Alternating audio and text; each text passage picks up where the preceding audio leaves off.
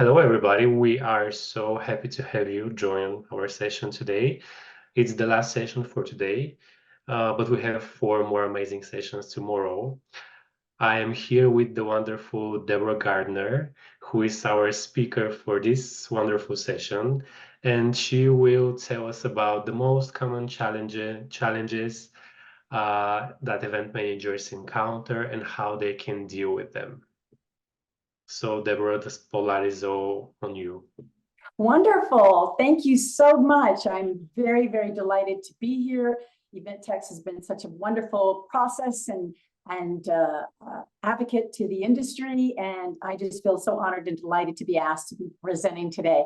And I was so excited that I actually wore perfume today.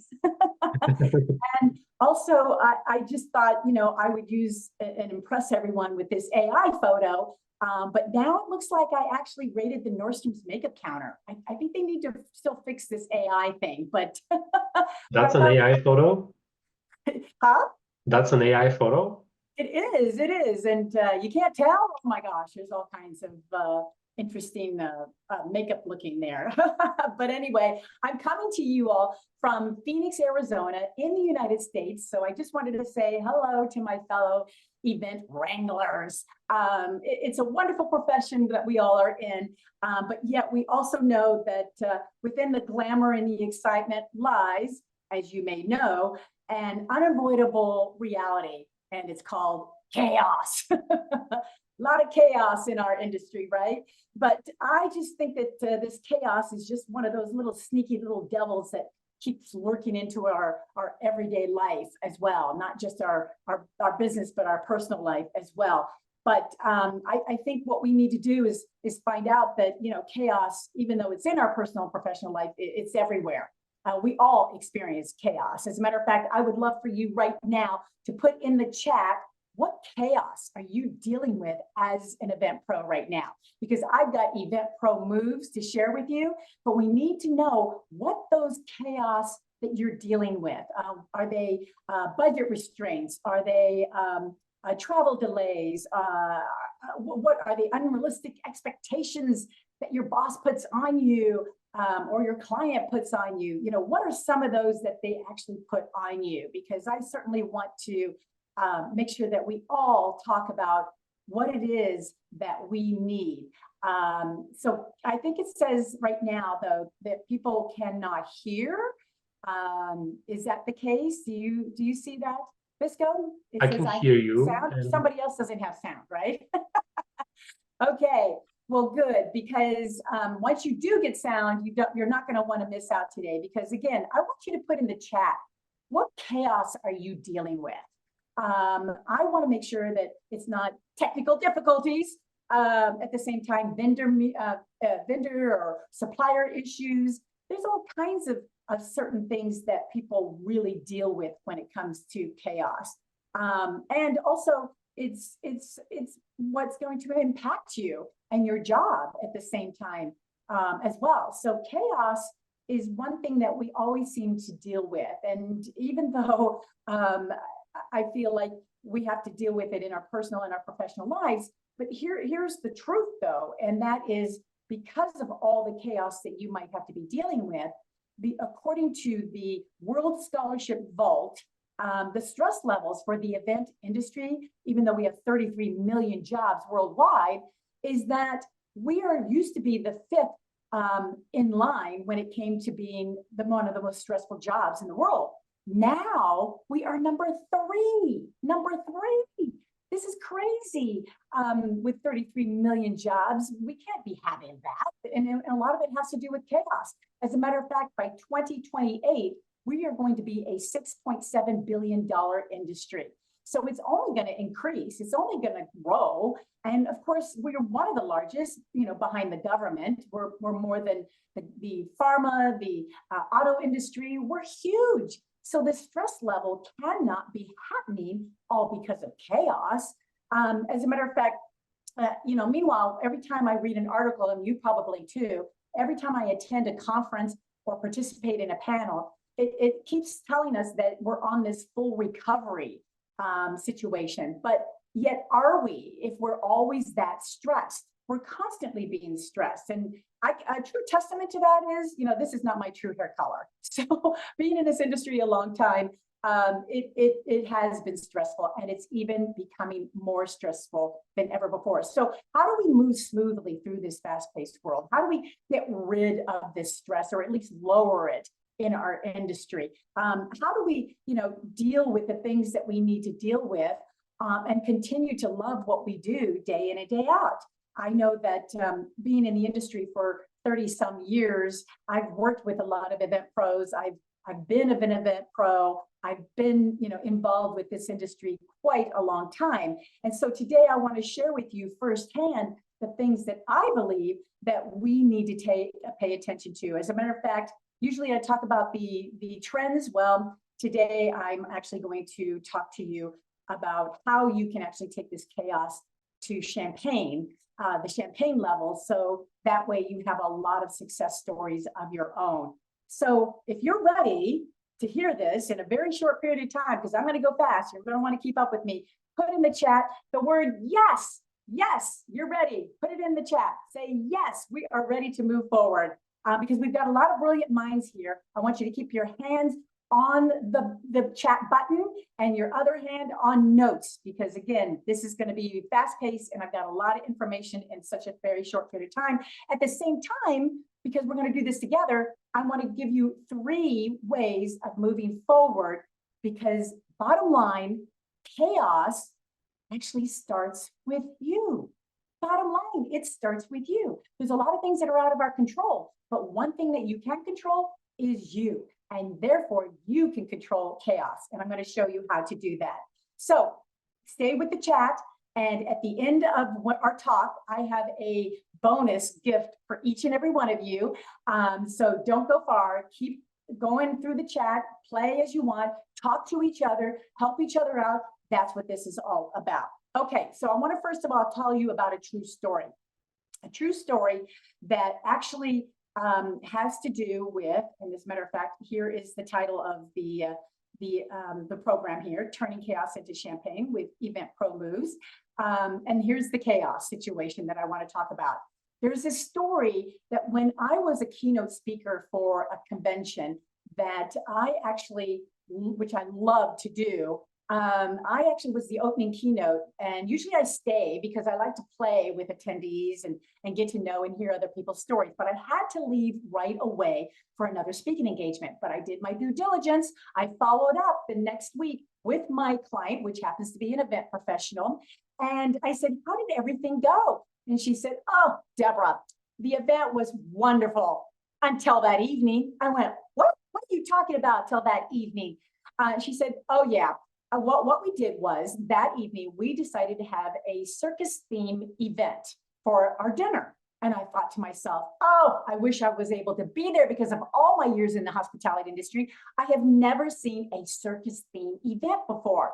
And I said, well, what happened? Because if it was a beautiful event, what happened? She said, oh, Deborah, it really was. I tell you, we had such a wonderful time at the beginning. She said the food was all circus themed. The centerpieces were cotton candy. We had acrobat talent up on the stage. We had a popcorn machine in one corner. We had a baby elephant for photo ops in another. We had circus themed music all around the room. The stakeholders were there. My boss was there. Everybody was having a great time until it was time to serve dessert. I said, oh my gosh, what happened what could have happened?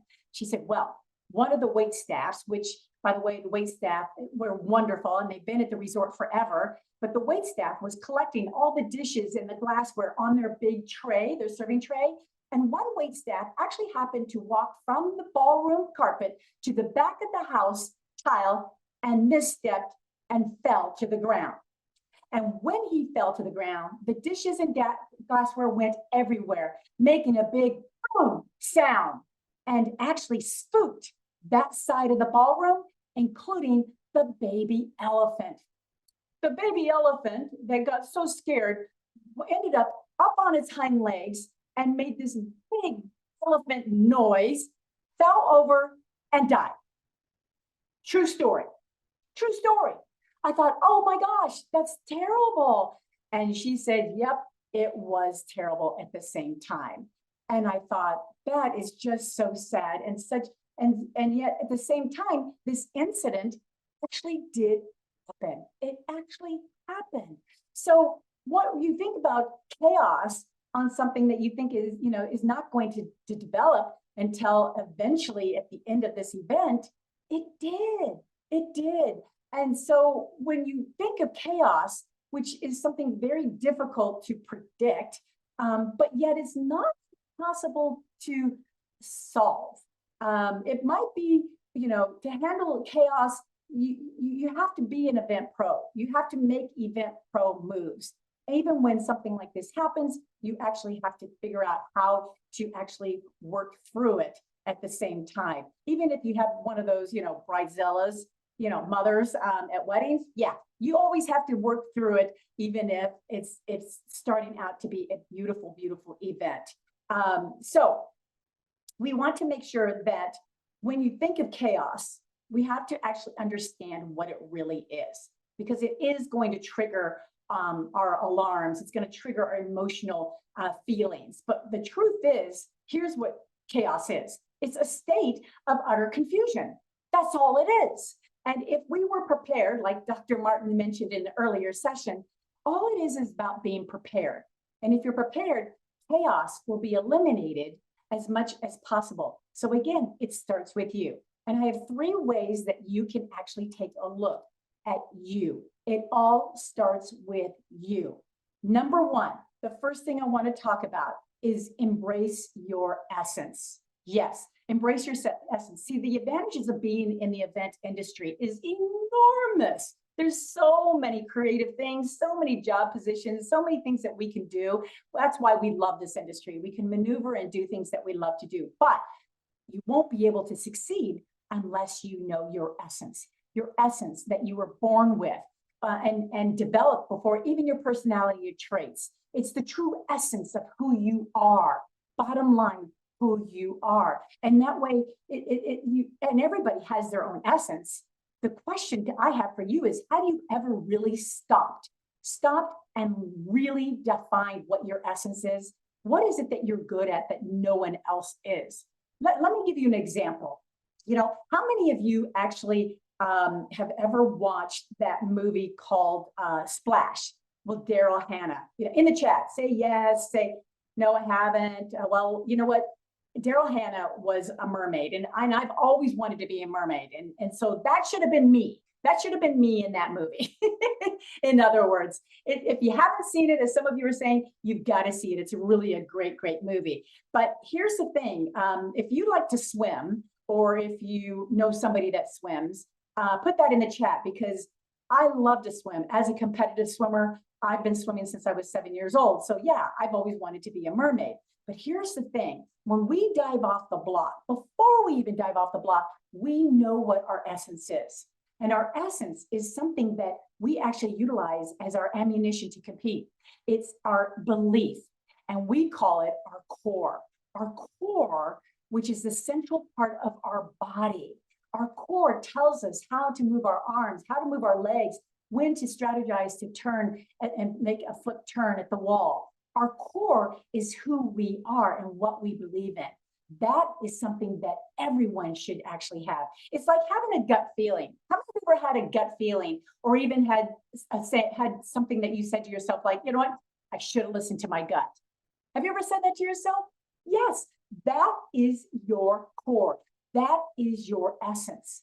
And that essence has to be something that you know, not as just your strength, but as your true strength. And if you know your true strength, you're going to be able to actually change anything from chaos to champagne. And that is a good feeling. So what does that look like? How do you identify that? Well, think about what you've done in the past that works for you. Are you good at, being curious? Are you good at creativity? Are you good with firsthand experience? What is that one thing? And most likely, most people won't even know what that is. I know for me, I get a lot of people that say, hey, Deborah, you know what? You're such a people person. Duh, I'm in the hospitality industry. Of course I'm a people person. But one thing people don't really know about me is that when people zig, I zag. When people go this way, I have a tendency to go this way. And when I do that, 99.9% of the time, I am right. So that really helps me to just sit and analyze what people are doing, and I do the opposite, and it makes me stand out. And don't you want to stand out? Absolutely, you want to stand out. So think about what your essence is. And when you do that, you're going to be able to answer this question. What is your core strength? So right now, if you know what your core strength is, if you know that essence, put that in the chat right now and share it with everybody else. If you don't, that's okay. Put something in that you might think it might be, just to amuse me. And stop sometime and really think about that, because it's really important to know that, and delegate other things that you're not good at. Your office team might have their core strength. Ask them this question. What is their core strength? So if everybody knows what their core strength is, then they're going to be able to be prepared to alleviate anything that might come up during any type of event. A very good question to ask your team members. So when something does happen, everybody can be on it. And as an event professional move, you never want to do it all yourself. You know what? There's no bonus points of doing it all yourself. So you want to know what everybody's strengths are. And when something does come up, they know how to handle it. I mean, think about the elephant. What would have been your strength around handling the elephant situation with that circus theme event? That's something to really be prepared for, and make sure that you know what that actually can be. So it's most likely that you're going to feel better about yourself. You're going to actually know that everybody has everything together and everybody knows exactly what to do, especially when it comes to safety and security situations, right? We always have to be on that. But what is it that you're good at? What is it that everybody else is? Knowing what your core strength and utilizing it is a key from chaos to champagne. It's your core value strength. Make sure that you know what that is. And then second of all, build resilience. Now, a lot of people don't realize this. This is a learned skill. It is taking your skills, your techniques, your talents, your expertise, your experience, and putting it to a whole new level. There's always room for improvement, right? And the thing about building your resilience, it's also an act of toughness. Act of toughness. When something difficult happens during an event, it's how you respond to it, how you deal with it, and how you move forward from there is what's really key. And there's so many different areas that you can improve on, right? You can improve on your contracts, your negotiating, terminology. Oh, I have to tell you, every time I teach speakers about event and meeting pros, I always say to them, never call them event planners or meeting planners. No, I mean, speakers. How would you like to be called a public speaker? No, you want to be called a professional. So a matter of improving, having people realize you are an event professional is key. I believe your perception will be looked upon so much differently if people would call you event professionals. So put that on your signature of your email, event professional instead of planner. Put it anywhere that you know, so people know the terminology is correct. You are an event professional. But here's another example, communication. You know, communication is something that's really important in an office, right? And throughout an event. And it needs to be clear, it needs to be open, but majority of the time we miscommunicate, we have lack of communication, and sometimes we have no communication. I mean, I don't know about you, but I wish the people that actually made the fitted bed sheets would talk to the people that make the mattresses, because it never seems to fit together. And yet we need to make sure that communication is there for each and every one of us. And there's no such thing as under communication. We always need to communicate. I mean, let me ask you this. How many of you, if you had an issue to solve and you wanted to, and you knew somebody that you know could solve it for you, do you have that person in mind other than your ex? I do, certainly I do. Now, when you talk to this person, you call them and say, hey, I need your help. What happens when you're on the phone or in person talking to them? They start asking you questions, right? You start sharing much more in depth of what you're going through and dealing with. And you spend, before you know it, another hour, and all of a sudden you walk away feeling so much better. Well, what has happened is that other person has become what is called a super communicator. And you have become a super communicator back to them. We need to do more of that in our industry. Instead of just texting, we need to start picking up the phone. We need to start talking to each other so that we do get all the facts, all the things that we need to communicate up front so that we don't have to deal with the circumstances later. I mean, think about the elephant at the circus theme. Wouldn't you have thought that there would have been a lot of communication and questions pertaining to having an elephant in the ballroom? You know, put that in the chat. What would you think that would be? That is really, really important. And feedback.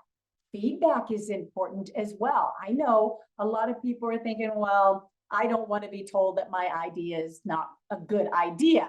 But yet, who knows? Wouldn't you rather have known ahead of time than to know that the elephant died on your clock?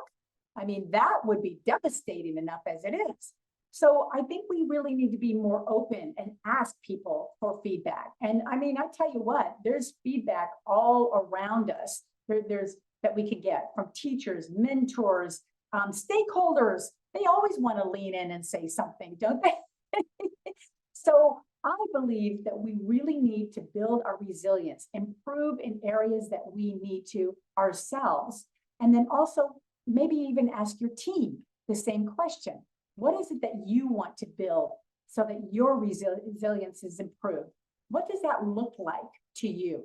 And actually, so that everybody can actually become a super communicator. And then once you do, help is wealth. You will skyrocket as long as you get all that information up front. So just remember, think about being a super communicator like you are with your friend when you wanted help or they wanted help. Dig deeper into the questions. Have more questions involved, and let's slow down to speed up, in other words, because you will be glad you communicated up front before anything that happens like the elephant did at the same time. So here's the thing, communicate and become a super communicator. Super communicator. It's really fun to do, and it's easy once you get the conversations going.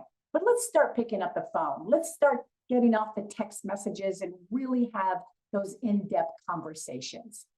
Next, thrive fearlessly. Oh, yes. Once you have it down that you're able to embrace your essence, your core strength, once you're able to build your resilience, there's nothing more than just to go. It's a stop, shift, and go mentality. And you can do it fearlessly because you've got it all together prior to. And there's so many ways of thriving, but the main thing is to understand that you can do it yourself. See, I don't believe in balance. I believe in energy. I believe in energy and putting it where you want it mostly used. And that way you'll know what your priorities are.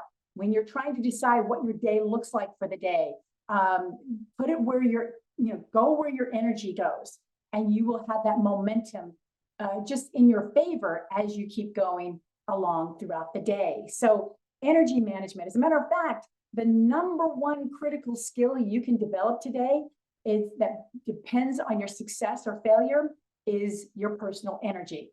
Your personal energy. So think about that and be more self-aware of what your personal energy looks like so that you know what is important to you and where you can save time throughout the day as well. So what does this all look like when it comes to your day? In other words, how do you thrive? Well, I want you to understand what you can do with that energy. Let's give you an example. Here's what I call what happens throughout our day. I call events because there's events that happen in our life and in our work because, well, those are just events. And I look at events as normal and neutral until something happens. Like, let's say an attendee comes up to you and says, the room is really cold. And what do? You turn it colder. No, not really. but you would like to, right? I bet you thought about that. But that's an event. And when somebody comes up to you and says, the room is too cold, your thoughts are like, well, wait a minute. I thought, we put on the registration, to bring a sweater so that you can stay warm. And we put it right there on the front page, nice and bold. And when you thought about that, going, why didn't that attendee see that? Then all of a sudden you get emotional over it, going, I just can't believe they missed that. And what do? You take action. You share with your team, or at the post-con, you think, why didn't that person see that? It was my event not successful because everybody was cold. And the results are, you just think it's not a good event because of it, right? Those are the things that go through. But here's the thing. The actual thing is that it's not just about the events that trigger your behavior or trigger because somebody else brought you some bad news or difficult news and starting chaos for you. No, not at all. I mean, think about the event with the elephant, the circus theme event with the elephant. I mean, 8 months later, I called her because that was a devastating event. I can't imagine what her thoughts were and the emotions everybody went through. And of course, we know what the actions and the results were. The elephant was dead. What could you do, right? But I did call her and I said, whatever happened to that whole situation? She said, oh, Deborah, you know what? It was a fiasco. And everyone, ended up in court. The hotel, the GM, the salesperson, catering, the circus company, the company that was sponsoring the event. I mean, everybody ended up in court. And it was an emotional ride for everybody. And that was the action that they had to take. But yet at the same time, they all worked together. They all worked together. And she said something profound to me. She said, although this was a very devastating situation and no one was at fault, it just was something that was not taken as seriously as it should have. The result was, I remember going to an event conference, and I remember a formula that I utilized through this, and it was E plus R equals O. Events plus response equals outcome. And when I realized how I respond, she said, I was able to be cool, collective. I was able to think better. And the results of everyone was a learning situation at the same time. So it's not so much about the event, the chaos. Again, remember, it's just a confusion. Chaos is just a confusion. What it is, it's your thoughts. It's your thoughts. See, you're not angry at the person that mentioned that the room was too cold. No, you're angry at your thoughts. Gee, the situation with the elephant, they weren't angry at the elephant for dying. No, they were angry at their thoughts. They should have actually been more prepared with it. And that way it would have controlled the emotions, the actions, and then the results would have been different. So we can't look at the events as chaos. We have to look at what we are doing to cause that chaos, that confusion, and how we handle it, how our emotions, our actions, and our results come from that. So that is how that all works. So if we have an understanding of chaos, we'll be able to handle it a lot easier the next time. So there you go. Those are the 3 areas, and there are 3 actionable areas. Embrace your essence, build resilience, and thrive fearlessly. And I tell you, that whole elephant situation, that true story can happen to any of us. But next time, we want to make sure it doesn't happen to you. So when it comes to taking a moment to really embrace these, I want you to think about the elephant story for sure. So those 3 areas are really valuable and will help you move forward, especially when you're in a situation like the circus theme. So right now, I want you, for sitting through this, especially this devastating story, to pat yourself on the back because you actually made it through this program and with flying colors. So I want to make sure that you actually deserve the bonus that you deserve. So here's what I would like for you to do. I'd love for you to get your phones out. Everybody get your phones out. And you can actually scan this QR code. And when I mentioned earlier, remember I talked about feedback? Well, I would love feedback too. So there you go. Take it, scan that. Some really quick questions. You can actually wait another 5 hours if you want to. If you don't have the QR code, just know that the word is Eventex, and you can actually utilize it a little bit later too. So you actually deserve that at the same time. So the truth is, we can't, predict everything that happens in our events, but we certainly can build our essence, our resilience, take a look at your essence and thrive at the same time. And think about these areas as you move forward. Because when that little sneaky little devil comes through again, that little chaos, just remember though, there's actually someone that actually can be there for you at any time to help you as well. And that's dishes. Dishes will always be there for you. So thank you so much for playing, and make sure that you actually get a chance to celebrate with your champagne as well, because chaos doesn't need to happen. Definitely just know that you can actually take control of chaos, because it's just utterly little confusion. Thank you. And now we'll take questions. Thank you, Deborah. Honestly, I couldn't think of a better way to end the first day of our live sessions than with a glass, or actually a bottle of champagne. Yeah. So yeah, did you manage to pop it up? Yeah. Okay, so yeah, feel free to ask Deborah any questions you might have on her wonderful presentation. And yeah, while people do that, I have one question in mind. So, in your experience, what do you think is the most crucial element for a event professional so that he or she can ensure that he stays calm through a very stressful moments in his or her career? Is it to depend on his team, or the ability to stay focused and to breathe, or I don't know, just to stay calm? What is this for you? Well, good question, because that is where your essence comes into play. When you know your strength, your core strength of what this really, who you are, you will get through it. And I believe, yes, you do have to stay focused and collect all the facts, because one story can be different than another story. So collect all the facts. And since I teach a lot of mental health, it's like, take a breath. Just take one big, huge breath before making any type of decisions.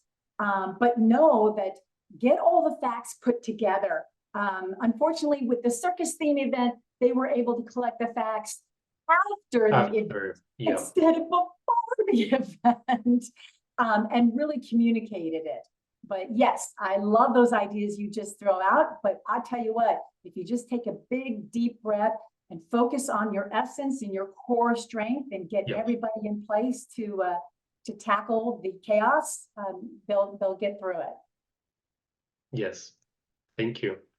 So we have one more question, which is, thank you so much for this live session. I wanted to ask you if you have any examples of proactive measures event planners can take to prevent chaos from arising in the first place. Great question. Great question. I love that. That is all about pre-planning, pre-planning and your contingency plans. A lot of them are really stale, and there's dust collecting on them on the shelves these days. I would take another look at that. I would take another look at that with the team that you have now, in order to assign people direct instructions and directions of what they're going to do with that particular event. I don't think we spend enough time preparing, and pre-planning is key. We just need to make sure that that communication through that process is intact, so that if anybody else had any questions, they're not being asked during the event and when an event happens. But your contingency plan, your safety and security plan is very important. For example, as a speaker, I always have this necklace that I wear that actually is not a real necklace. It's a necklace that all I have to do is push the back of the button, and it actually contacts 5 people, including the event pro, the ambulance, the hotel or venue. I mean, there's even my dog if I wanted to. But because of that, that is a measure that can be really taken up with the speaker, because the speaker is up on stage and can see everyone. Yeah. I've had an attendee just choke on bacon during a breakfast one time. And since I have my CPR, I tell the event pro, that's what I have. If I see anything, I'm going to go into action. So make sure everybody has their duties in line. And you can do that with your contingency plan. Start there. Well, So yeah, thanks, great Ed. planning and communication always removes a great Yes. part of the stress. Yes, So we yes, have yes. one more question. How do you prioritize tasks in a chaos situation? Do you use any system to organize them in any way from most important to least important? From which way? Do you use any system to organize them in any way from most to least important? Yes, definitely. I use Google Docs, Hmm. getting the entire team on one page. Yeah. In other words, really, really helps because you can change it, you can update it, and everybody can be involved. And I believe platforms, there's all kinds of different platforms out there now, and they're always changing. And I would include as many people as possible. I know that's a lot of feedback that is involved in that event. And yeah, I think you should always have it from the most important to the least important. But Google Docs is something that we use with my team. And that way I can communicate with event pros to let them know, what to expect with my travel plans, where I'm staying, what time I'm arriving, and they can play in it with it. So have one for, your speakers, have one with your AV team, have one for, the circus theme company. So everybody's in place, but Google Docs seems to be the strongest ones for us. And from what I see with a lot of event pros on there, but they're always coming up with new platforms for us. Yeah. Okay, and we have one more question regarding Good. mental health for event planners. You mentioned that our job is very stressful. How can we deal with that? That is a question regarding mental health for people working in the Yes. industry. Yes, yes. Definitely make sure that when I talk about stop, shift, and go, really take time for yourself. You're going to have to actually put on the calendar when you are gone for a 3 or 5 day event. Make sure that following day is for you and really detox. You're going to have to detox. We have a tendency to want to go from one event to the next, right? But we forget about ourselves. And we have to really and find what pleasures you. What is it that you like to do that no one else likes to do? In other words, your happy place. For me, it's in the pool. I love to swim because there's no distractions, there's no cell phone, there's no husband, there's no kids, there's nobody, just me. You really need that me time, especially right after an event, in order to re-energize yourself. It's all about energy. And if you don't have that energy, you're not going to be able to really be on target and on your game for the next event. And that's not fair for the other event. So take care of you by finding where's your happy place. Yeah, take care of you and take time for yourself. Yes, especially after an event. Yeah. Okay. Any other questions?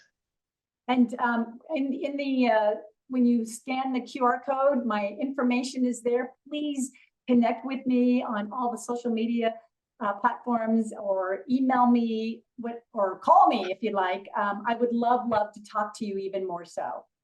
Be happy to.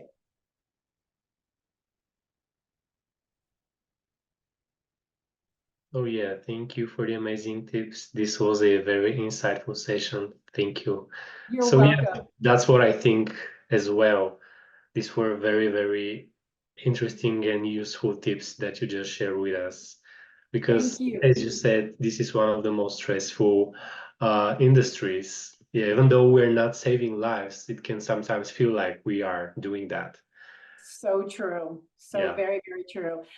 Because what you do is very, very important. Without you, we would not be able to meet, whether it's virtually or in person. Yeah. We really want everybody to be healthy throughout this type of job because it is very stressful. And at the same time, we want to make sure you get that pat on the back because you deserve it. And a lot of people, including, I mean, even our friends and family still don't know what we do.